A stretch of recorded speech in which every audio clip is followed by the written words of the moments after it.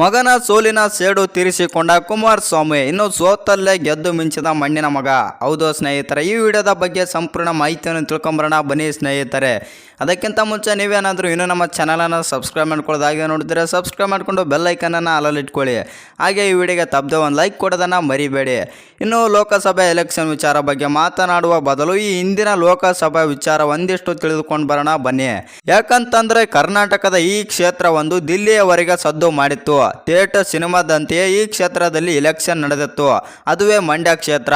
ಹೌದು ಸ್ನೇಹಿತರೆ, ಒಂದು ಕಡೆ ಕುಮಾರಸ್ವಾಮಿ ಪುತ್ರ ದೇವೇಗೌಡರ ಮೊಮ್ಮಗಾದಂಥ ನಿಖಿಲ್ ಕುಮಾರಸ್ವಾಮಿ ಅಖಾಡಕ್ಕೆ ಇಳಿದಿದ್ರು ಮತ್ತು ಅತ್ತ ದಿವಂಗತ ಅಂಬರೀಷ್ ಪತ್ನಿ ಸುಮಲತಾ ಪ್ರೇಕ್ಷಕರ ಪಕ್ಷದಲ್ಲಿ ಕಣಕ್ಕಿಳಿದಿದ್ರು.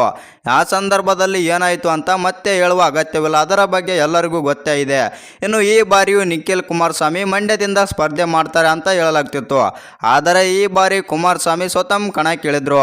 ಇನ್ನು ಸೋಲಿನ ಸೇಡು ತೀರಿಸಿಕೊಂಡ ಕುಮಾರಸ್ವಾಮಿ ಭಾರಿ ಅಂತರದಿಂದ ಕುಮಾರಸ್ವಾಮಿ ದಿಗ್ವಿಜಯ ಆದರೆ ಸಾರಿಸಿದ್ದಾರೆ ಮತ್ತು ಬಿಜೆಪಿ ಜೊತೆ ದೋಸ್ತಿ ಮಾಡಿಕೊಂಡಿದ್ದ ಕುಮಾರಸ್ವಾಮಿ ಸಕ್ಸಸ್ ಆಗಿದ್ದಾರೆ. ಕಾಂಗ್ರೆಸ್ ಪಕ್ಷದ ಆರ್ ಚಂದ್ರು ವಿರುದ್ಧ ಕಣಕ್ಕಿಳಿದಿದ್ದ ಕುಮಾರಸ್ವಾಮಿ ಭಾರಿ ಅಂತರದಿಂದ ಗೆಲುವು ಕಂಡಿದ್ದಾರೆ. ಈ ಮೂಲಕ ತನ್ನ ಮಗನಿಗಾದ ಸೋಲಿನ ಸೇಡನ್ನು ತಾವೇ ತೀರಿಸಿಕೊಂಡಿದ್ದಾರೆ ಮತ್ತು ಸೋತಲ್ಲೇ ನಿಂತು ಗೆದ್ದು ಮಣ್ಣಿನ ಮಗ ಅನ್ನೋದನ್ನು ಪ್ರೂವ್ ಮಾಡಿಕೊಂಡಿದ್ದಾರೆ. ಈ ವಿಡಿಯೋ ನಿಮಗೇನಾದರೂ ಇಷ್ಟವಾಗಿದ್ದರೆ ಒಂದು ಲೈಕ್ ಮಾಡಿ, ಶೇರ್ ಮಾಡಿ, ಹಾಗೆ ಇನ್ನೂ ಹೆಚ್ಚಿನ ಅಪ್ಡೇಟ್ಗಳಿಗಾಗಿ ನಮ್ಮ ಚಾನಲನ್ನು ಸಬ್ಸ್ಕ್ರೈಬ್ ಮಾಡ್ಕೊಳ್ಳಿ.